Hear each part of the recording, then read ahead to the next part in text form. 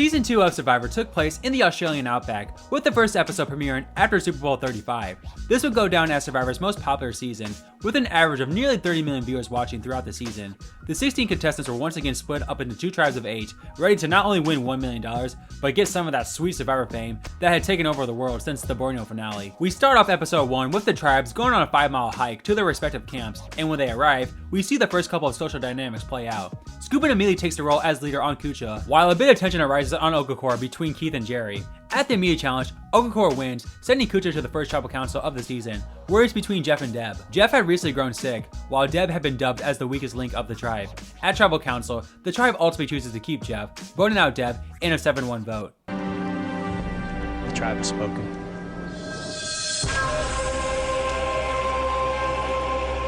After losing Deb, Skupins continued to rally the tribe together as the leader, while Jerry continued to piss off Keith by cooking for their tribe, even though he was literally a pro chef.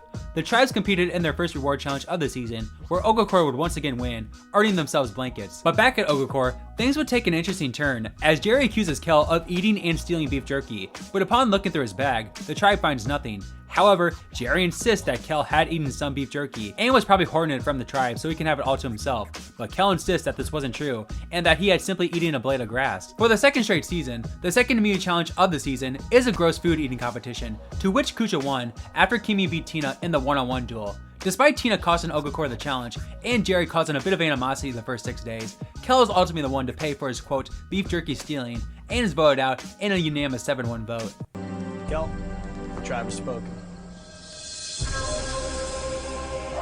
Let's start off episode 3 talking about the shoulder pull challenge, the first installment of this classic Survivor challenge, testing the survivors' willpower to hold an insane amount of weight on their shoulders. The tribes literally ran out of buckets in this challenge, yet neither Skupins or Kobe gave in, as the pole literally broke on Skupins. So the tribes had to settle this in a runoff with the poles, to which Okafor won, earning themselves fishing gear. Skupins continued to be the focus on Kucha, and had a very eerie moment all things considered, when he tried to hunt and kill a pig.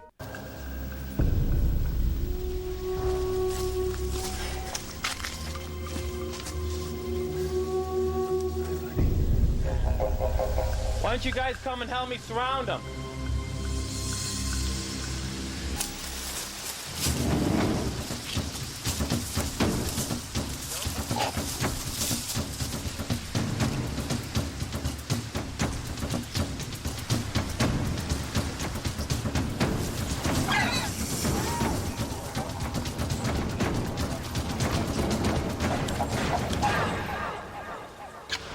If I go out, I'm going out full. And I'm so happy about that.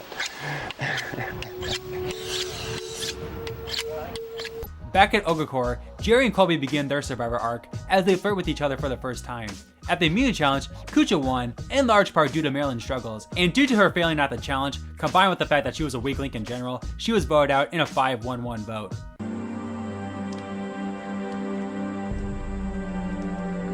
Mad Dog, the tribe has spoken.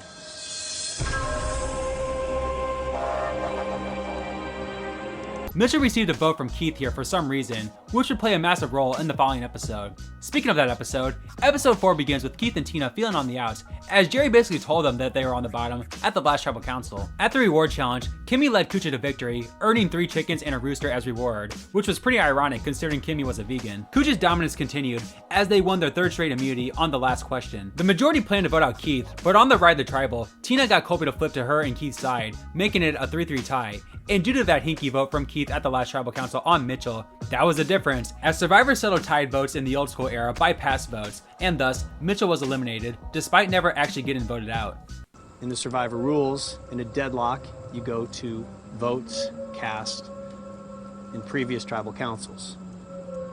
The tribe member with the most votes is the person voted out. How many votes have you had cast against you, Keith? None. Mitchell? 1. 1. 1 vote is the difference. I need you to bring me your torch. And a long vote, Mitchell. The tribe has spoken. We begin episode 5 with the fallout from the last tribal council, with Jerry realizing she didn't have as much power in the tribe as she once thought. At Kucha, we saw the first true iconic fight in Survivor between Kimmy and Alicia over the amount of chicken the tribe should eat. At the reward challenge, Kucha wins their 4th straight challenge, pulling ahead of Ogakor on the last leg of the challenge, leading to much frustration back at Ogakor's camp. Luckily, in a must-win challenge, Ogakor used that frustration to clutch up and win immunity, sending Kucha to their first tribal council in nearly 2 weeks. Alicia's target was Kimmy after their beef, while Kimmy and others thought Alicia's overpowering personality might be a problem down the road. But ultimately, the tribe unanimously agreed to vote out Kimmy, making her the 5th person voted out of the Australian Outback. The tribe and Mother Nature has spoken. After losing the last immunity challenge, Kucha was frustrated because they knew winning that challenge would have meant they would have gone into the merge with numbers, thus making the next immunity challenge super important, as winning it would give them 6-4 numbers heading into the merge. So going into the reward challenge, Kucha wanted to get some of that momentum back, and of course, fuel up on chips and soda before the immunity challenge. At the reward challenge, Amber went off track, and Kucha took advantage to win reward, leading to much frustration from Colby.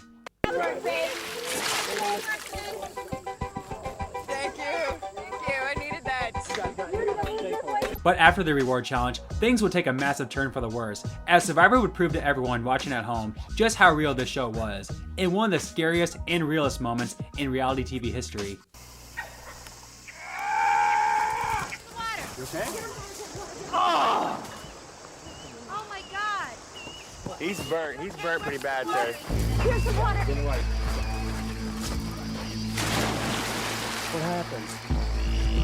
Passed out in the fire. Passed out, fell in the fire. Passed out in the fire. Stay in the water, stay in the water. Look at these things.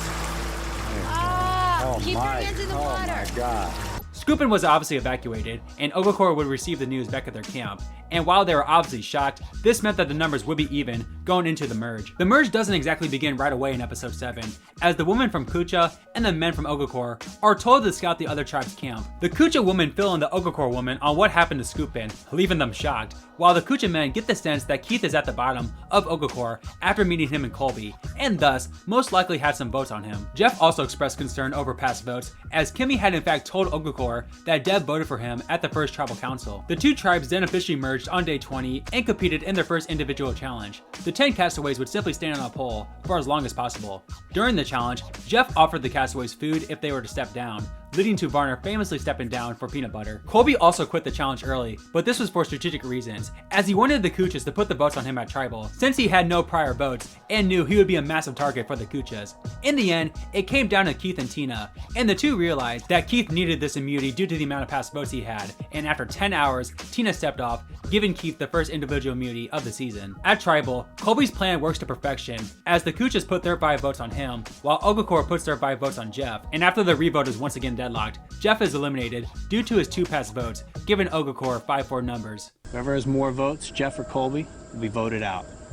Colby, how many votes have you had cast against you? 0. 0. Jeff? 1 that I know of. Enough. You need to bring me your torch.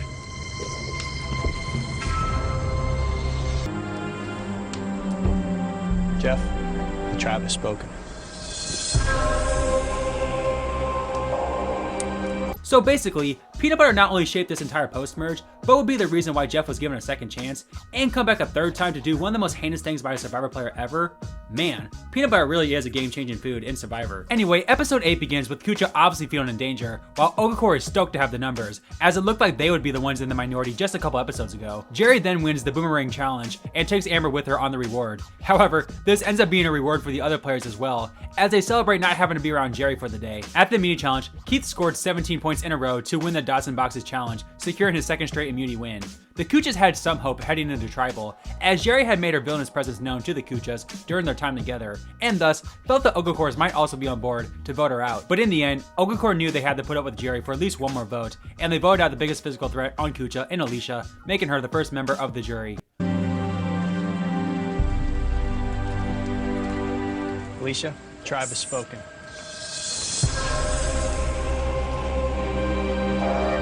Episode 9 is a secret scenes episode, but episode 10 begins with the conditions of the Outback starting to wear on the players. The 8 players then competed in 4 sets of pairs in the obstacle course challenge, to which Colby and Jerry won, and the two spent the day together at the Great Barrier Reef, leading to Jerry's infamous comments regarding Colby. I couldn't have come out here with a better person than Colby. We're having a great time. We're getting to know each other outside of the game and outside of that environment. This is basically the perfect honeymoon without the sex. Knowing he was the biggest threat out of the Kuchas, Nick clutched up and won immunity, thus making Elizabeth the target instead. However, due to everyone loving Elizabeth and everyone hating Jerry, and Tina and Colby knew this would please the future Kucha jury members, everyone other than Amber hops on board to blindside Jerry, ending the legendary run of Survivor's first true villain. Jerry, tribe has spoken. Amber feels isolated from Ogakor as she wasn't in on the plan to vote out Jerry. The final 7 are slowly starting to lose energy as they are down to their final 7 of rice with still 2 weeks left to play. Man, 42 days really does seem a lot longer than 39 in that context. Luckily, the first ever Survivor auction is held and the players get some much needed food and comfort. At the immunity challenge, Colby wins his first immunity of the season. The Ogakors are worried about Amber flipping, especially as she starts to bond with the Kuchas. But in the end, the Ogakor 4 come together to vote out Nick in a 4-2-1 vote. Nick, the tribe has spoken.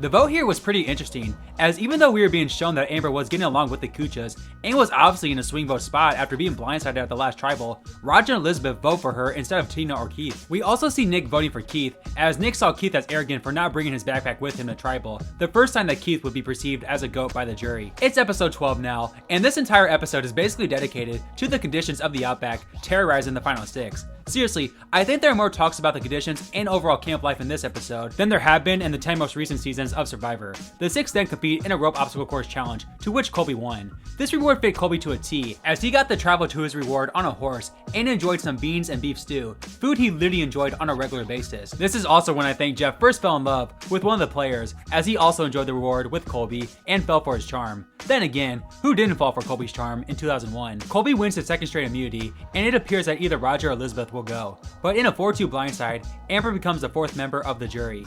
Amber, the tribe has spoken.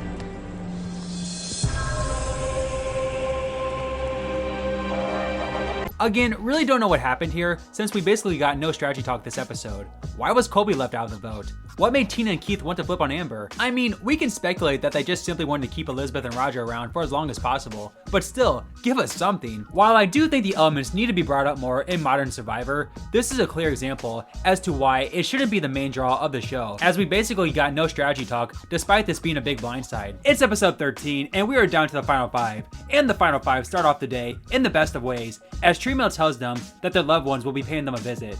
Well, it's not an actual visit, as the loved ones are remote, but hey, it's better than nothing. The loved ones then competed in a challenge, answering trivia questions via instant messaging. Tina's family won after answering 4 questions correctly, winning a 30-minute internet chat with Tina. Keith also took this opportunity to propose to his girlfriend, to which she accepted. At the immunity challenge, Colby wins his 3rd straight immunity, guaranteeing himself a spot in the final 4. It looked to be an easy and boring vote, as Elizabeth was Ogakor's target. However, Roger offers himself up to the Ogakors, as he felt Elizabeth needed the money more than him. Colby also contemplates voting for Keith, as he wants to bring the most deserving people to the end, and didn't think Keith belonged. But in the end, the Ogakor 3 stuck together and honored Roger's wishes, voting him out in a 3-2 vote. Roger, the tribe has spoken. There are now only 4 players left standing, and they compete in their final reward challenge of the season, an obstacle course built of previous challenge components for a chance at redemption. Colby continued his winning streak and won a good night's sleep, a shower, and a meal. However, the main prize was a Pontiac Aztek, but Colby and many other future Survivor players would go on to regret winning a new car. During Colby's dinner, he was surprised by his mother, and Colby's mom would also give care packages to everyone back at camp, rejuvenating their spirits for the endgame. With even more energy now, Colby dominated the immunity challenge, making that 4 straight immunity wins. However, he was once again put in the dilemma of taking out Keith, who he felt was undeserving of the final 3, or taking out Elizabeth, who was obviously a massive jury threat, being that she was the last Kucha standing. In the end, Keith is spared, in large part thanks to Tina, and Elizabeth is the final Kucha member to be sent home. Elizabeth, the tribe has spoken. It's the finale now, and there are 3 players left with only one more challenge. Yeah, not exactly the most interesting finale ever, but let's talk about it anyway. The final 3 go on the rites of passage and reflect on their time in the Outback. The final immunity challenge takes place at Tribal, as the 3 answer questions about the jury members. Tina does put up a fight, with this challenge even coming down to the final question, but in the end, Colby wins his 5th straight immunity, setting a new Survivor record. Even though taking Keith to the final 2 would be an easy win for Colby, he instead brings Tina with him to the end, feeling she simply deserved it more than Keith, making Keith the final member of the jury and the first and only Day 41 boot. Keith, the tribe has spoken. Tina and Colby then face off against the jury. Colby pretty much tanks his final tribal council performance, as he says Tina beat him when it came to the strategy, and he didn't even have a closing statement. Still, his leadership and challenge dominance earned him 3 votes, but in the end, Tina's under the radar strategy earned her the necessary 4 votes, beating Colby to win the Australian Outback, becoming the 2nd sole survivor. Doesn't get any better than this. 3 votes Tina, 3 votes Colby. In true Survivor tradition, it comes down to 1 final vote. The winner of Survivor, the Australian Outback.